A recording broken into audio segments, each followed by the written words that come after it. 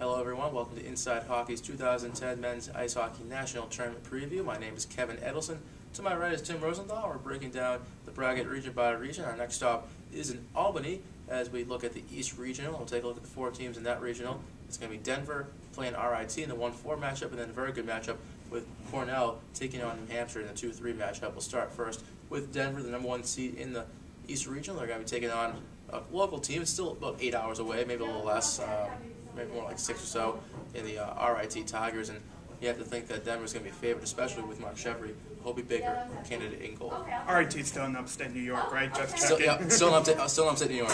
But I actually, with that being said, this is an eerily similar matchup to 2006 when Holy Cross knocked off Minnesota. Like Holy Cross, RIT's red hot. They won their conference tournament. They string together a bunch of wins in a row. And like Minnesota, Denver is ice cold. I mean, nothing went right for them in the Final Five this weekend. But with that being said, all opposites aside, opposites attract. I'm going to go with Denver. Yeah, I think Denver's going to be the smart choice again. You never know. Atlantic Hockey could pull off that miracle upset, but I think Mark Chevry's too good. And with another Hobie Baker candidate in record shining out front, along with Bruins prospect Joe Colborn, a sophomore, I think you're going to see some plenty of scoring talent for the Denver Pioneers, so expect them to move on. Looking at the other matchup, I think one of the best matchups in the tournament, one of the few matchups from the regular season that's going to translate into the first round of this tournament, is the Cornell Big Red winners of the ECAC tournament taking on the University of New Hampshire Wildcats, who didn't even get out of the first round of the Hockey East tournament despite being the regular season champions. They lost to Vermont, a team we'll get to in another region. But Tim, looking at this matchup, two very good goaltenders, two high-scoring teams. What do you like?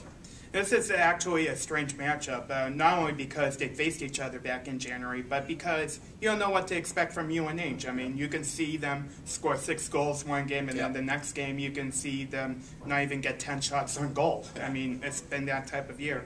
But I'm looking at Cornell out of this game. I mean, it's just because Ben Scrivens. We're going to mention him a bunch of times. I think so, yes. Region alone, but Ben Scrivens, and you can obviously look at the offense. I mean, Riley Nash is pretty good. Con Greening, the senior, he's very good. So I think, and this has been a different year for Cornell because they've had some offense this year than in recent years where it's just defensive first oriented. Yeah, I think you're going to see some interesting matches. Like we said, we have two teams that can score goals, but also two goaltenders who can stop the puck from getting in. Brian Foster for UNH, as you mentioned, Ben Scrivens for Cornell. Ben Scrivens, a Hobie Baker candidate, as well as Bobby Butler, a forward from Massachusetts. He's going to be for New Hampshire, and if they can get that TBD line going, which is Paul Thompson, Bobby Butler, and Phil DeSimo in the top line for the Wildcats, things could get hairy for Ben Scrivens and company. But I think Scrivens, who's had 3 straight shutouts, is going to be doing just fine. And though Brian Foster can't steal a game for the Wildcats, expect Cornell, not playing too far away from line of rank, will be able to take that matchup home. The TBD line doing well is still to be yet determined. Yes.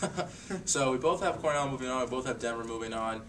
This is a very good matchup right here. Two very good goaltenders. Two goaltenders who could easily be in that Hobie hat trick when it's announced in a couple weeks. I have to go, though, with Cornell. Ben Scrivens is just way too hot right now. And despite Mark Chevry playing well, despite all the offensive talent that Denver has, goaltending wins championships, much like defense wins championships in football and baseball. Goaltending wins championships in hockey. You got to go with Ben Scrivens. That'd be a first if 2 goalies are in the Hobie hat trick. I mean, that'd be something this year because it wasn't a goalie dominated college hockey season. No, it really wasn't. No, it really wasn't. All things considered, with a lot of good goal scorers. But again, these are 2 goaltenders who have stood out this year, and this is the matchup that NCAA likes. Yeah, maybe not a whole lot of scoring, but you're going to see a whole lot of good saves. And this is the potential to be one of those long overtime games if things go right. I'll go out on a limb by saying Cornell 1, Denver nothing. That low scoring. And you know what? That wouldn't be a bad prediction either. I'm not going to go with the score prediction, but I am going to go with Cornell winning that game and getting to the Frozen Four. So we have Cornell moving on in the East Regional. If you want to check out who we think is going to join them in the Frozen Four, make sure you check out the rest of our videos and the rest of our written previews on InsideHockey.com. For Tim Rosenthal, I'm Kevin Edelson.